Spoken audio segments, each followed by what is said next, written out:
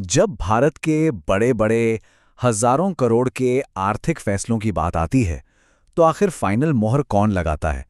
मतलब वो कौन है जो तय करता है कि कोई सरकारी कंपनी बिकेगी या कोई बहुत बड़ा प्रोजेक्ट शुरू होगा? तो सवाल यही है कि भारत के जो अरबों खरबों डॉलर के प्रोजेक्ट्स होते हैं, उनको आखिरी गो अहेड या कहें हरी झंडी कौन दिखाता है। चलिए इस पूरे मामले को समझते हैं।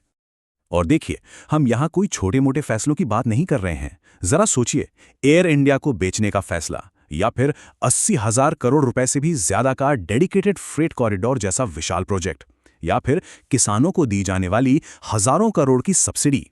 ये सब एक ही जगह से पास होते हैं। तो चलिए अब पर्दा उठाते हैं और जानते हैं भारत के इस शक्तिशाली आर्थिक गेटकीपर के बारे में। इसका जवाब है CCAA, यानी cabinet committee on economic affairs, या हिंदी में कहें तो आर्थिक मामलों की मंत्रिमंडलीय समिति। यही वो हाई पावर ग्रुप है जिसके पास इन सभी बड़े फैसलों की चाबी होती है। तो भाई ये CCEA आखिर है क्या? देखिए, आसान भाषा में समझें तो ये भारत सरकार की 8 सबसे ताकतवर कैबिनेट कमेटियों में से एक है। इसका सीधा सा काम है देश की इकोनॉमी से जुड़े बड़े से बड़े फैसलों को रिव्यू करना और उन पर फाइनल फैसला लेना।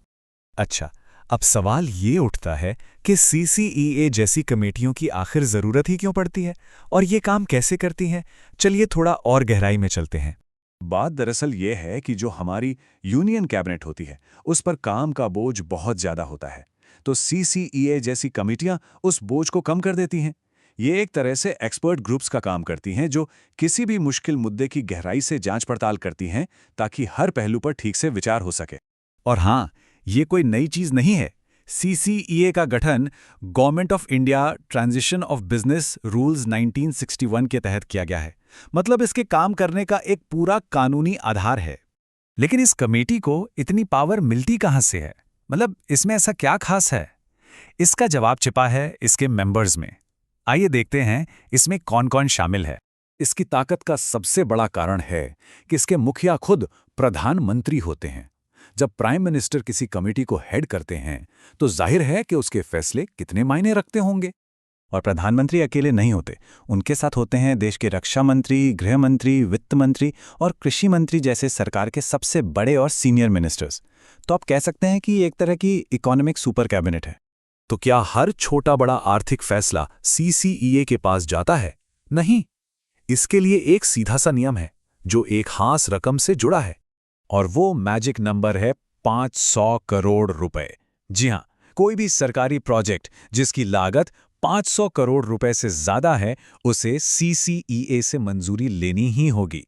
ये एक तरह की लक्ष्मण रेखा है। इसको समझने के लिए रेलवे प्रोजेक्ट्स का उदाहरण लेते हैं। अगर कोई प्रोजेक्ट 100 करोड़ तक का है तो उसे रेलवे बोर्ड खुद पास कर सकता है। 100 से 500 करोड़ के बीच का है तो रेल मंत्रालय और वित्त मंत्रालय मिलकर मंजूरी देते हैं।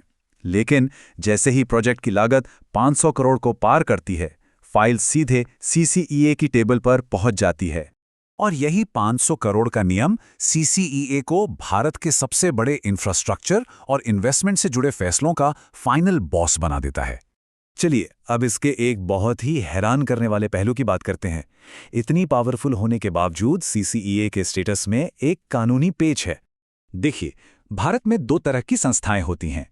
एक होती हैं संवैधानिक, जिनका जिक्र सीधे सीधे संविधान में है, जैसे कि हमारी मंत्री परिषद। और दूसरी होती हैं अतिरिक्त संवैधानिक, जो संविधान में तो नहीं है लेकिन सरकार के बनाए नियमों से चलती हैं। CCEA इसी दूसरी कैटेगरी में आती है। और यही सबसे दिलचस्प बात है। भले ही CCEA का जिक्र संविधान में नहीं है, लेकिन असल में देश की अर्थव्यवस्था पर इसका असर किसी भी संवैधानिक संस्था से कम नहीं है। इसकी प्रैक्टिकल पावर इसके कानूनी दर्जे से कहीं ज्यादा बड़ी है।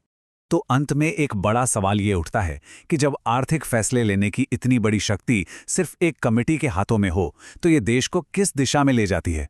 इसके क्या फायदे हो सकते हैं और क्या चुनौतियां? इस पर सोचना वाकई जरूरी है।